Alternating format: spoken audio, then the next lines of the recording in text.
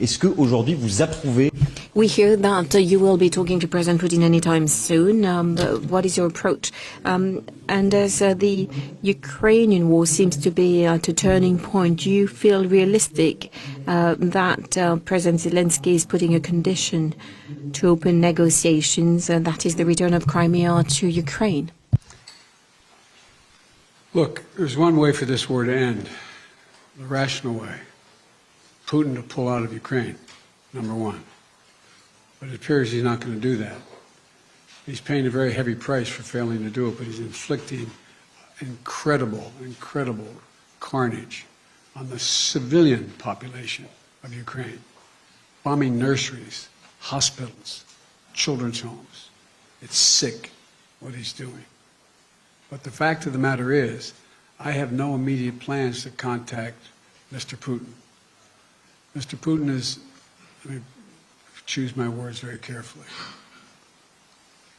I'm prepared to speak with Mr. Putin if, in fact, there is an interest in him deciding he's looking for a way to end the war. He hasn't done that yet. If that's the case, in consultation with my French and my NATO friends, I'll be happy to sit down with Putin to see what he has in mind. He hasn't done that yet. In the meantime, I think it's absolutely critical what Emmanuel said. We must support the Ukrainian people.